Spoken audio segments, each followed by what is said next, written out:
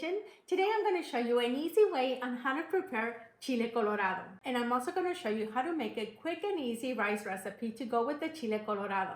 We're going to start by rinsing the rice. To rinse the rice, I'm going to transfer it to a strainer.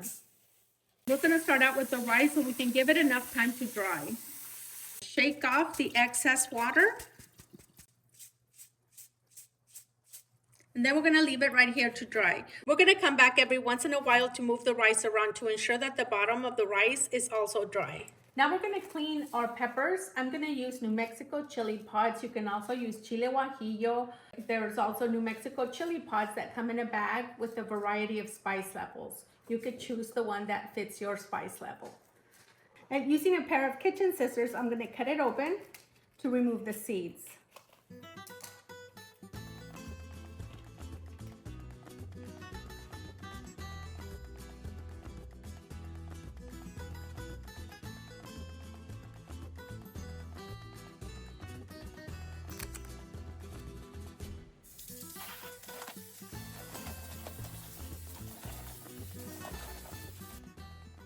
In very hot water, we're going to soak the peppers.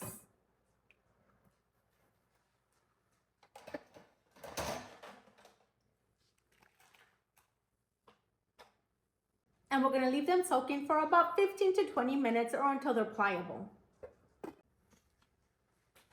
I'm going to use 4 to 5 pounds of beef stew. Now this one is already pre-cut, but I did go ahead and cut it into smaller pieces. What we're going to do now is we're going to season it with salt and pepper and a little bit of cooking oil so the seasoning can adhere to the meat. I'm going to drizzle with a little bit of cooking oil. You can also use olive oil if you prefer. And then we're going to generously season with salt and pepper.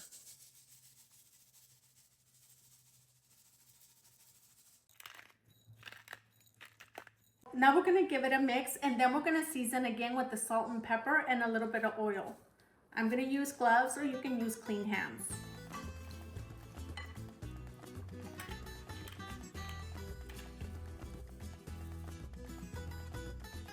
Now let's take this to the stove. Follow me.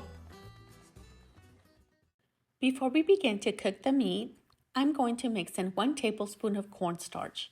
Adding the cornstarch allows the meat to retain its liquid content, which is going to keep the beef moist and tender while cooking. So make sure not to skip this step.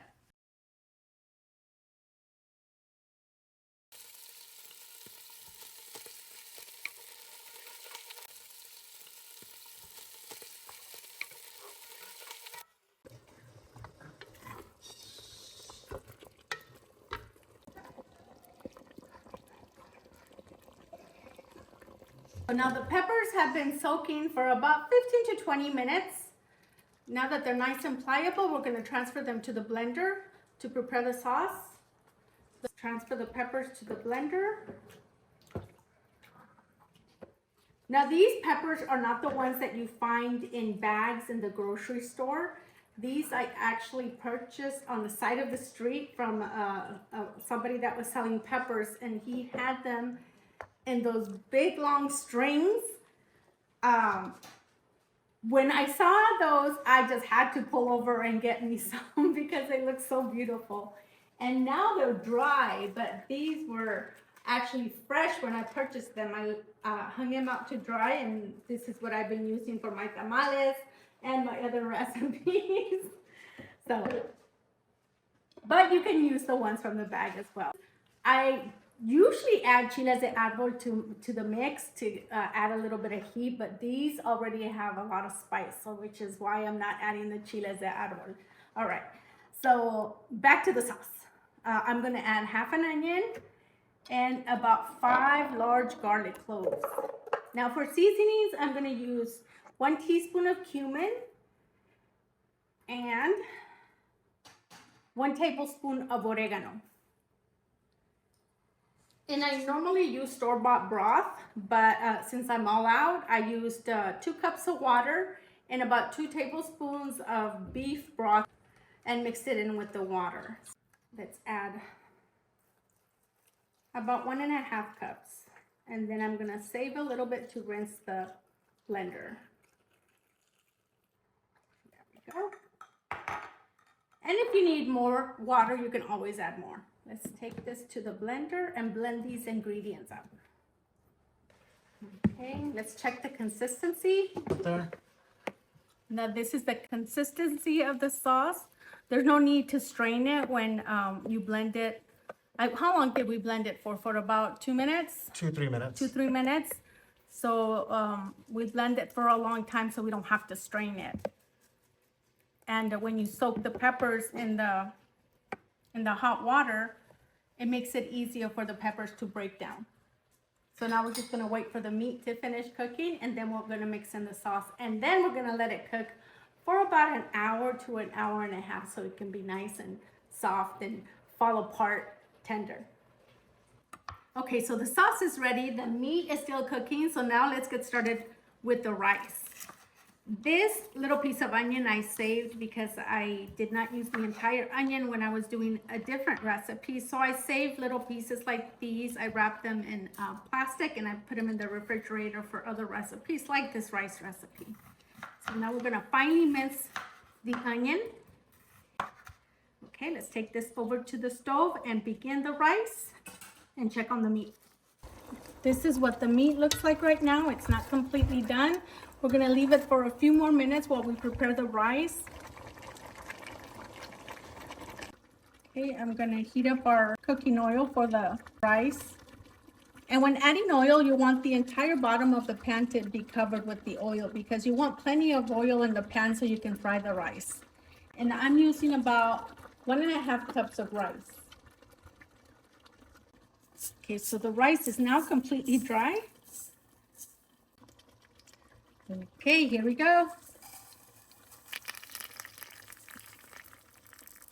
Move this around for about 7 to 8 minutes or until it begins to change color.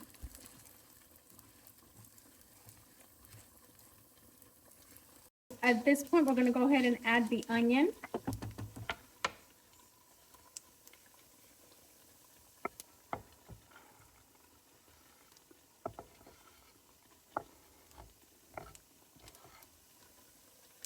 And we're going to saute this with the onion for another minute.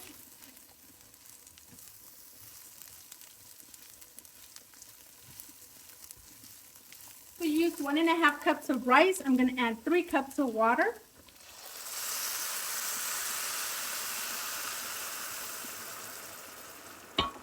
Half a teaspoon of garlic powder. 1 tablespoon of chicken bouillon. And 1 cup of frozen unthawed peas. Whoops, stow away. No one gets left behind. No Right? pea gets left behind. Right? And now we're just gonna mix. Just to make sure there's no clumping of the rice.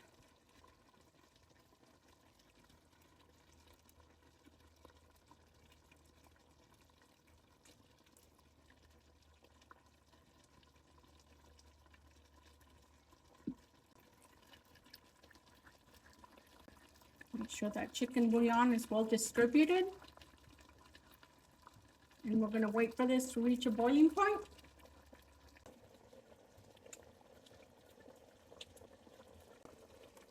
Once it reaches this point, we're going to turn it down to low. And we're going to cover it for 10 to 12 minutes.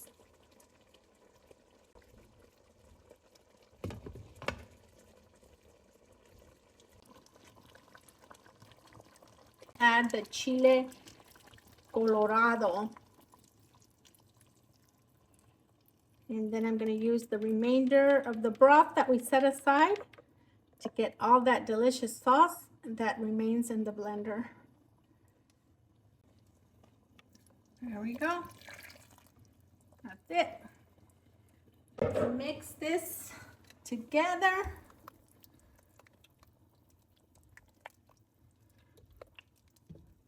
I really love the color of those chiles, don't you? I love them. The smell right now is intense. I tasted it and it was like hot, spicy hot. Well, we love it spicy here. Yes. And lastly, we're gonna add about 2 bay leaves. Okay, now we're just gonna turn it down to low. Low. And we're gonna cover it. I like to use the glass top lids when I'm making my rice because I can see what's going on in there. This way you don't have to remove the lid. So when you see most of the water that has simmered down, you can turn it off and leave the lid on, which is what's gonna give you a nice fluffy rice.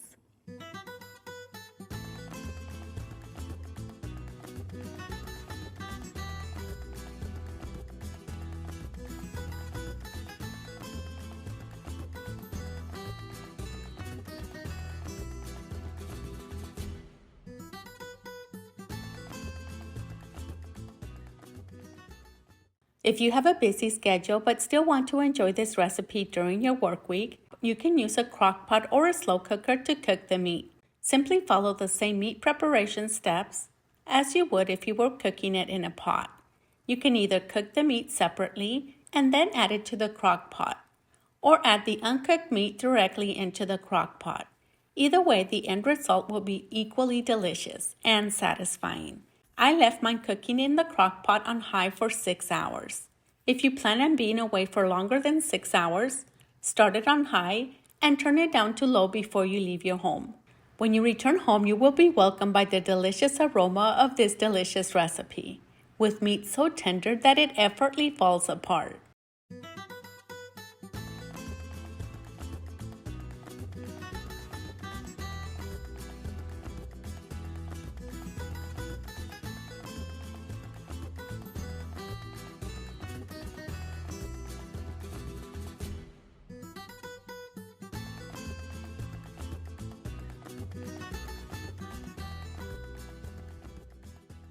Serve with a side of the delicious rice recipe that we prepared, beans, and serve with a side of warm flour tortillas. And if you do happen to have leftovers, this recipe tastes even better the second day. Come on over and do the taste test. It looks good. It's a little bit spicy even though we didn't use chiles de árbol. I love spicy. We love spicy in this household. So let's do this. There's flour tortillas there. Ooh, I'm gonna try it with the spoon because I really want to dig it into the meat. Because that's where the spiciness is. Let's see. Here we go.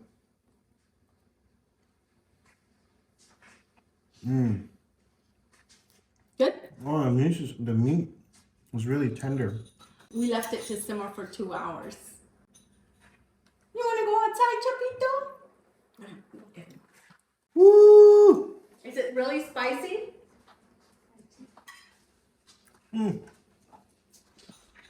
It's delicious. It's not killer spicy. It does have that nice kick. It's delicious.